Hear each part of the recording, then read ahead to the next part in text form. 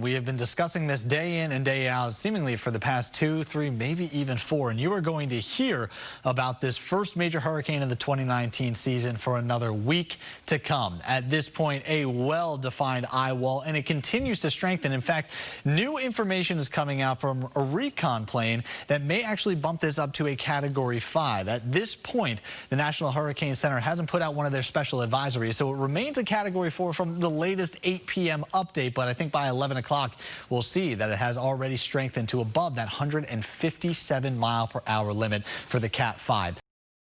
WBZ meteorologist Zack kicks off our team coverage now with the very latest on Dorian's track. And Zack, you mentioned this a second ago. It's not moving. No, it has come in as stationary from the 5 p.m. update from the National Hurricane Center, which is just adding to the dire consequence that the island of Grand Bahama is currently in. And we just heard from the minister of the island, upwards of 20 to 25 feet above that normal tide stage. The highest point on the island is just 40 feet. So puts it into context of how incredibly intense this system is. At this point, the wind speeds are sustained at 145 miles per hour. The gusts are even higher, estimated at 185 miles per hour. But along the Florida coastline, they haven't really felt the impacts of the tropical storm force winds yet. This will be slowly making its charge towards the Florida coastline over the next 24 to 36 hours. And then we still have days to go with the impacts not only to Floridians, but up into the southern parts of Georgia, as well as South and North Carolina. Evacuations now underway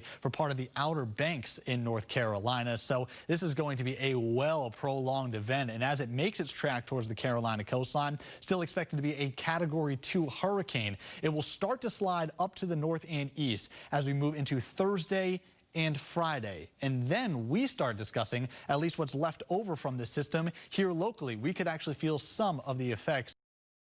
The imminent concern right along the immediate eastern-facing side of the Florida Peninsula. There has been at least a little bit of movement, which was not part of the conversation yesterday, as the motion was ranked as stationary for nearly 18 hours just over the island of Grand Bahama. Now it's starting to make its pass at least a little bit closer to the eastern side of Florida as a Category 2. Now, I want you to consider that, yes, it has lost a little bit of steam in its max sustained winds. A Category 5 yesterday, 110-mile-per-hour max winds today. But that also means that the wind field is expanding. So the implications of the outer bands are actually making its pass farther inland. And that will continue to be the trend as we go into the next 2 days. The hurricane force winds expanded out 60 miles from the center of the storm, and the tropical storm force winds, which is 34 miles per hour or higher, actually expanded out 150 miles. So yes, while the cone is going right along the immediate coast, areas farther west are still going to feel the impacts of this as well.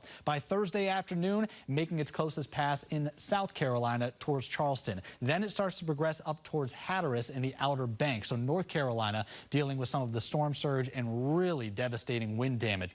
Then we start tracking it up to the north and east. And this is where it has its closest pass to Nantucket. You notice that the official hurricane track, that red line there, is well out of our way. But there are some potential concerns here locally for the Outer Cape, parts of southeastern Mass, but I do think that it's Martha's Vineyard and Nantucket that'll likely catch some of the brunt of this concern, with large wave, dangerous rip currents, and some higher surf. So we could have some beach erosion along with this. And coastal wind is obviously going to be part of the factor as well, as we could see some of those wind speeds topping around 30 to 35 miles per hour. Friday into Saturday morning. That is Dorian. We have our newest named storm, Fernand, which is not going to make too much of a hassle here in the continental United States, but it is tracking west and going to be impacting parts of northeastern Mexico. So if you were keeping score at home, that is now 6 named storms of the 2019 Atlantic hurricane season. Gabrielle is going to be next on the list. In fact, there's tropical depression number 8 way out in the eastern Atlantic, and that may do enough to generate Gabrielle in the next 24 hours.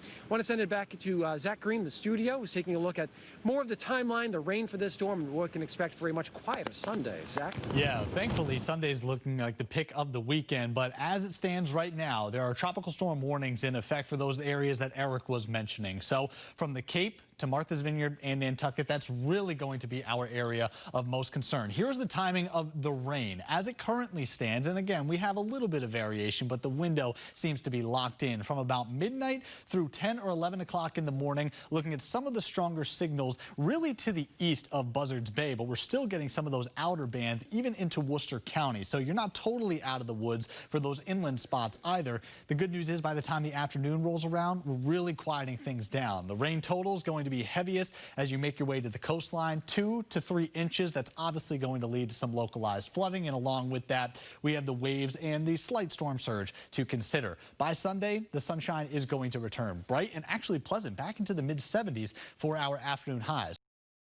Get right over to meteorologist Zack Green. He's got more on Dorian's impact. And this one is still roaring as it makes its way through the Canadian Maritimes, right over Halifax as it currently stands, with the centralized pressure now starting to rise. So again, losing most of its capabilities, but it's the wind speeds we really have to consider with 100-mile-per-hour max sustained winds. But the hurricane force winds have been expanded out and really taking over the majority of Nova Scotia. And this is going to be a rather large wind event for the southern tier of at least southeastern Canada, and we are still dealing with some of the light effects from this overall larger system that is well off to our northeast.